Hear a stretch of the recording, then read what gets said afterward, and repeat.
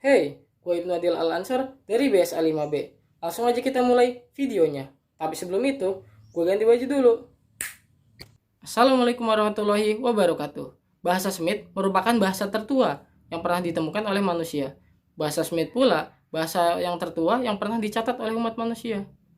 Akan tetapi, bukan tidak mungkin ada bahasa yang lebih tua dibandingkan bahasa Smith. Meskipun mungkin ada bahasa yang lebih tua dibandingkan bahasa Smith, itu tidak merubah fakta bahwasanya bahasa Smith merupakan bahasa tertua yang pernah dicatat oleh umat manusia. Salah satu turunan bahasa Smith itu adalah bahasa Arab. Bahasa Arab memiliki dua, yaitu bahasa Arab Fusha dan bahasa Arab Amiyah. Bahasa Arab Fusha adalah bahasa Arab yang digunakan dalam forum-forum resmi atau bahasa tulis atau sastra. Sedangkan bahasa Amiyah adalah bahasa yang digunakan dalam obrolan sehari-hari atau bahasa kasarnya bahasa pasar. Mengenai bahasa Fusha ini terdapat dalam Al-Quran. Ya, karena orang-orang banyak yang berpendapat bahwa bahasa Fusha ini merupakan bahasanya kaum Quraisy. Akan tetapi ada orang juga yang berpendapat bahwa bahasa Fusha bukan merupakan bahasa Quraisy. Ia punya alasan mengapa menyebut bahasa Fusha bukanlah bahasa Quraisy. Yang pertama adalah karena Al-Quran diturunkan dengan kalam Arabiyun Mubin. Yang kedua adalah karena Rasulullah itu adalah penutur bahasa Arab keseluruhan dan bukan bahasa Arab Quraisy saja. Yang ketiga adalah sab'ah huruf dalam Al-Quran itu memiliki sanad yang sahih. Yang keempat atau yang terakhir adalah karena tidak adanya penyair kenamaan Quraisy di zaman jahiliyah dulu. Ya, mungkin itu. Baik, mengenai hal-hal tersebut tidak luput dengan bahasa Amiyah. Bahasa Amiyah juga merupakan bahasa yang timbul karena ketersebarannya bahasa Arab yang luas. Dengan tidak mungkin satu bahasa menyebar kepada seluruh negara-negara yang berbeda menggunakan satu bahasa yang sama, tidak merubah bahasa tersebut. Ya, oleh karena itu, dalam kesempatan kali ini saya akan membahas tentang lahjah. Kira-kira ada 5 aspek yang akan kita bahas. Yang pertama adalah pengertian lahjah, lalu kemunculan berbagai macam lahjah, lalu sebab-sebab perbedaan dialek, aspek perbedaan dialek, dan dialek apa sih yang dianggap buruk. Kita langsung saja ke yang pertama, pengertian lahjah. Lahjah secara etimologi berarti gemar, mengucapkan, dan kebiasaan. Seiring dengan ini dalam Kamus Al-Munjid disebutkan bahwa lahjah adalah sebuah karakter manusia dalam berbahasa yang dijadikan kebiasaan. Secara terminologi, lahjah merupakan variasi bahasa yang dalam variasi itu memiliki banyak variasi yang berbeda-beda, akan tetapi tetap terkumpul dalam satu bahasa.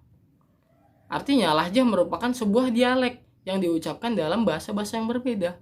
Contohnya, jika dalam bahasa Indonesia diucapkan dalam bahasa daerah yang ada di Indonesia, khususnya bahasa Sunda dan Jawa, dalam mengucapkan angka 1, dalam bahasa Sunda berarti hiji, sedangkan dalam bahasa Jawa berarti siji. Mungkin itu contohnya dalam bahasa daerah. Lalu kita ke topik yang selanjutnya. Dari mana sih kemunculan berbagai macam bahasa? Bagaimana lahjah itu bisa muncul? Ya, salah satu alasannya adalah, mungkin ini merupakan alasan yang paling mendasar.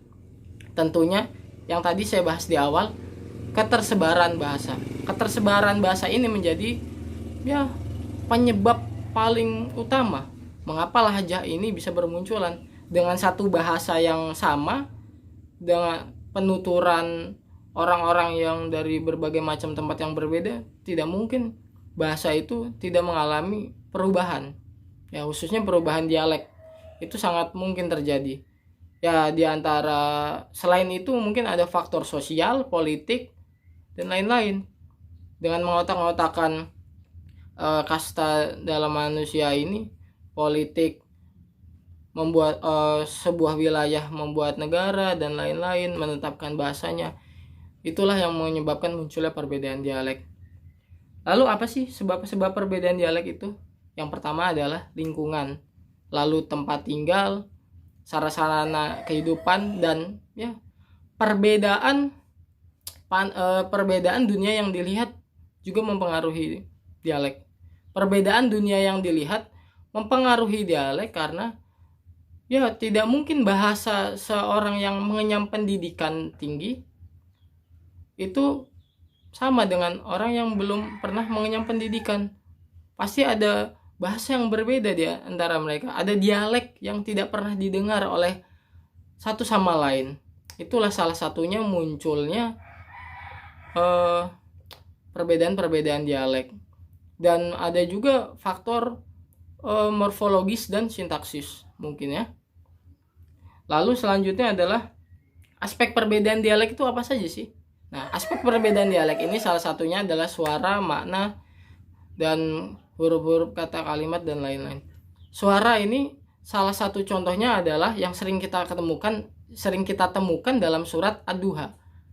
Dalam surat Ad-Duha itu ada yang namanya imalah. Bisa dibaca wadduhe, akan tetapi tidak semua orang melafalkan imalah.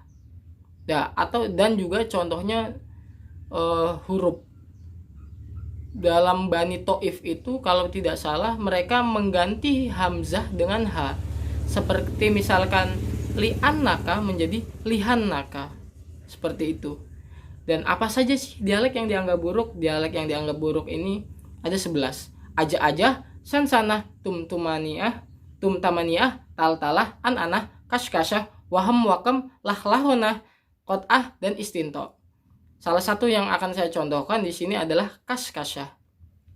Dialek kashkashah ini adalah dialeknya Asad atau Robiah. Nah, dalam dialek ini mereka itu mengganti huruf kaf yang ada di belakang menjadi sya atau menambahkan sya setelah huruf kaf.